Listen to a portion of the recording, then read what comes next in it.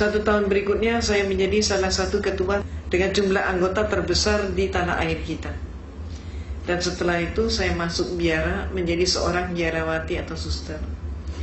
Ibu dan bapak, jujur-jujur saja saya tidak pernah bercita-cita menjadi seorang muslimah. Cita-cita saya menjadi seorang biarawati dan saat itu sudah tercapai. Namun pada saat justru saya sudah mencapai cita-cita saya, disinilah Allah menyelenggarakan kehidupan hambanya.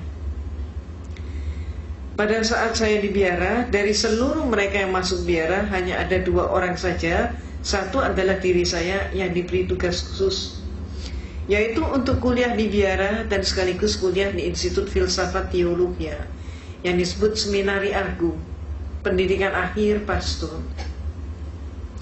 Di sanalah saya menekuni comparative religion, termasuk menekuni Islamologi. Tapi Islamologi yang saya terima di sana bukan untuk menyatakan Islam agama yang hak, tapi sebaliknya untuk menyatakan Islam agama yang jelek. Mereka menyatakan, kalau Anda ingin tahu tentang Islam, lihat saja umat Islam di Indonesia. Maka di Indonesia ini orang yang melarat agamanya apa? Islam. Yang bodoh agamanya apa? Islam. Yang kumuh di bantaran sungai agamanya apa? Islam. Yang kehilangan sandal sepatu hari Jumat siapa? Islam. Yang gak mau bersatu, bercerai-berai terus siapa? Islam. Yang jadi teroris siapa? Juga dikatakan Islam. Maka teman-teman saya sepakat dengan kesimpulan bahwa kalau begitu Islam agama yang jelek. Pada saat itulah saya katakan penyimpulan itu belum benar. Islam jangan hanya dilihat di Indonesia, coba kita lihat bagaimana di negara-negara yang lain. Saya kemukakan contoh, coba kita lihat bagaimana di Filipina. Di Filipina ternyata orang yang melarat dan bodoh agama mereka bukan Islam, tapi adalah Kristen dan Katolik. Meksiko adalah negara yang miskin, dan di sana yang jadi maling ayam, pencopet, pencuri, pemabuk, pemerkosa, penjudi dan lain sebagainya tidak ada satupun yang Islam. Semuanya adalah Katolik atau Kristen. Mesir keadaannya berbalik dengan tanah air kita. Kalau di Indonesia kita berbicara tentang pembantu rumah tangga dan dikatakan beragama Islam, majikannya banyak yang non-Islam. Tapi kalau di Mesir terbalik. Di Mesir justru majikan beragama Islam dan pembantunya justru Kristen dan Katolik. Dan selaris yang paling murah mereka datangkan dari Filipina yang beragama Katolik. Irlandia adalah sebuah negara yang tidak pernah selesai dengan konflik internal antara selatan dan utara. Dan yang konflik itu tidak melibatkan seorang pun yang Islam. Semuanya yang konflik adalah orang Protestan dengan orang Katolik. Mereka itulah yang saling membantai dan saling membunuh. Dan oleh masyarakat Eropa, yang dijuluki sebagai teroris itu adalah Irlandia dengan julukan khusus sebagai teroris Eropa. Lebih lanjut lagi kita ke Italia. Di Italia yang menjadi gembong obat bius dan perjudian, tidak ada satupun yang Islam. Semua mafioso beragama Katolik. Maka saya katakan kepada dosen saya, pater, sebutannya pater atau pastor, saya katakan pater, tidak terbukti bahwa Islam jelek. Maka saya kemudian mengajukan solusi sekaligus usul, minta izin untuk mempelajari Islam dari sumbernya sendiri. Izin diberikan, tapi dengan satu instruksi, mencari kelemahan Islam. Inilah untuk pertama kali saya berkenalan dengan Islam. Pertama kali saya ngaji, saat itu saya masih di biara dengan kapasitas sebagai seorang biarawati. Tapi ketika saya memandang kitab suci Al-Quran, melihat huruf hijaiyah, saya pun jadi bingung. Ayat ini mana yang depan, mana yang belakang, mana yang atas, mana yang bawah, bingung sekali. Saya amati bentuk hurufnya, lebih bingung lagi. Hurufnya ini kok panjang-panjang, bulat-bulat seperti cendol. Saya nggak mampu. Maka akibatnya, karena keterbatasan waktu, saya putuskan saya harus ngaji dari terjemah. Ketika pertama kali saya memegang terjemah, apa yang terjadi? Keliru juga. Ayat Allah yang saya pelajari itu bukan dari depan ke belakang, tapi kebalik dari belakang ke depan. Dan akibatnya, yang pertama kali saya pelajari adalah surat Al-Ikhlas. Qul huwallahu ahad, Allahu samad, lam yalid wa lam yulad wa lam yakul lahu kufuwan ahad. Malamnya saya ngaji surat Al-Ikhlas, persis pagi harinya saya mendapatkan kuliah teologi di mana dosen saya menyatakan Tuhan itu satu tapi pribadinya tiga. Inilah penyelenggaraan Allah. Sehingga malam harinya ada kekuatan yang mendorong saya untuk kembali ngaji. Allahu Ahad. Ini yang benar menurut suara hati saya begitu. Maka hari-hari berikutnya saya dialogkan dengan dosen saya. Saya katakan, Pater, saya belum paham hakikat Tuhan. Maka kemudian dosen saya pun bertanya, bagaimana mungkin seorang biarawati tidak paham hakikat Tuhan? Kaget sekali dia.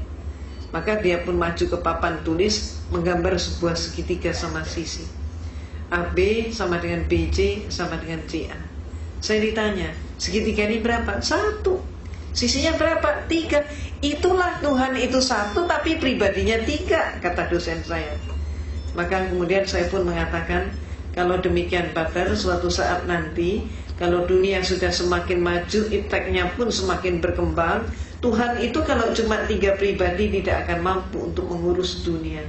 Paling setidak-tidaknya harus mendapatkan penambahan menjadi 4 pribadi. Jawab dosen saya, tidak bisa. Saya jawab, bisa saja. Maka saya pun maju ke papan tulis, menggambar segi 4 sama sisi. Kalau dosen saya menyatakan Tuhan itu pribadinya 3 dengan menggambar segitiga, maka saya gambar segi 4 sama sisi, sah-sah saja kalau saya katakan Tuhan itu pribadinya 4. Apa kata dosen saya? Tidak boleh. Kalau tadi tidak bisa, sekarang menjadi tidak boleh. Maka kemudian saya tanya kenapa? Jawabnya, ini dogma.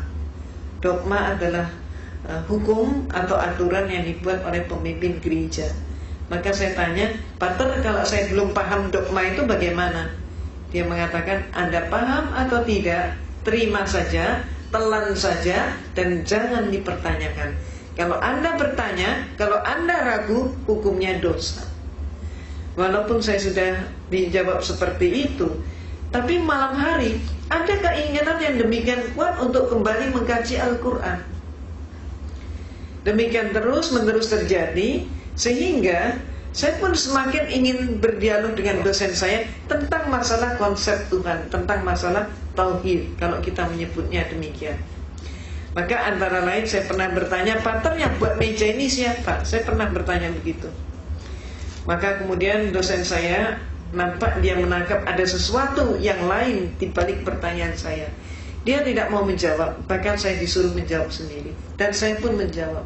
Saya katakan, Pater, kalau menurut saya yang membuat meja ini pasti tukang kayu. Lalu kenapa? Pasti tanya lagi dia. Saya jawab, kalau menurut saya meja ini walaupun dibuatnya setahun yang lalu, sampai 100 tahun kemudian meja ini tetap meja, tidak berubah menjadi tukang kayu, dan tidak ada satu pun meja yang mampu mengubah dirinya menjadi tukang kayu. Tukang kayu tidak boleh dipersamakan dengan meja. Maka dia pun bertanya, apa maksud Anda? Saya katakan, Pater, menurut pengamatan saya, Tuhan itu menciptakan alam semesta dan seluruh isinya termasuk manusia.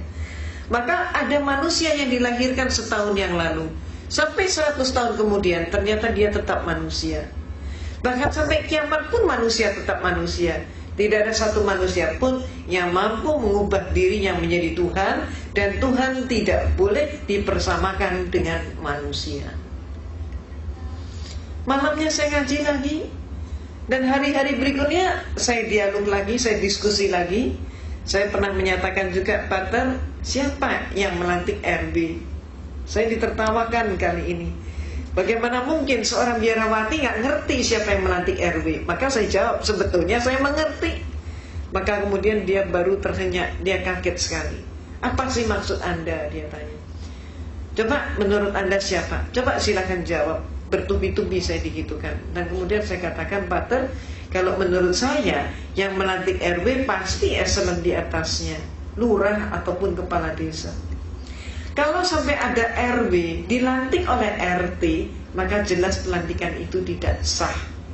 Demikian pula ada 100 orang kopral bermusyawarah untuk mengangkat salah satu teman mereka menjadi seorang jenderal. Walaupun yang melantik 99 orang, tetap saja pelantikan itu tidak sah. Apa maksud Anda? Dia tanya. Maka saya katakan, Pater, menurut pengamatan saya, Tuhan itu menciptakan alam semesta dan seluruh isinya termasuk manusia. Manusia hakikatnya sebagai hamba Tuhan. Maka kalau ada manusia melantik sesamanya manusia menjadi Tuhan, jelas pelantikan itu tidak sah. Malamnya saya ngaji lagi, terus seperti itu. Dan kemudian saya diskusi lagi, sampai pada klimaksnya saya bertanya tentang sejarah gereja. Saya katakan, Pater, menurut semua literatur yang saya pelajari dan kuliah yang saya terima, Yesus yang oleh umat Islam disebut Nabi Isa alaihissalam, ternyata Yesus itu untuk pertama kalinya dilantik menjadi seorang Tuhan. Peristiwa itu baru terjadi pada tahun 325 Masehi.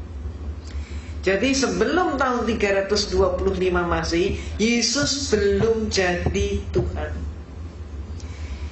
Yang melantik Yesus jadi Tuhan siapa? Yang melantik Yesus jadi Tuhan adalah seorang raja Romawi, yaitu Konstantin.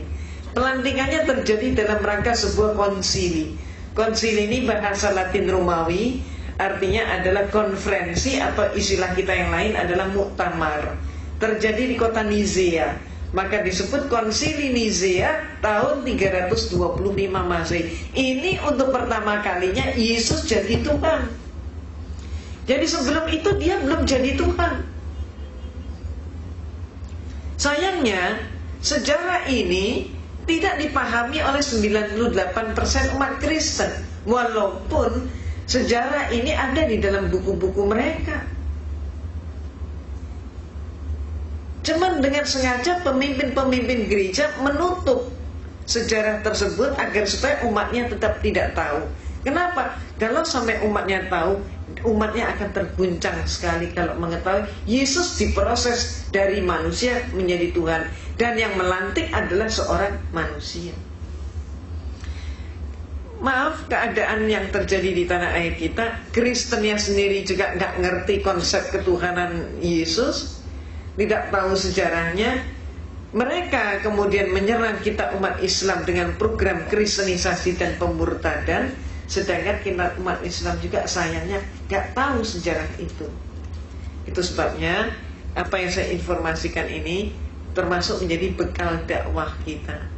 Kalau ada serangan, katakanlah yang hak itu hak, yang batil itu batil. Sejarah ini perlu diungkap.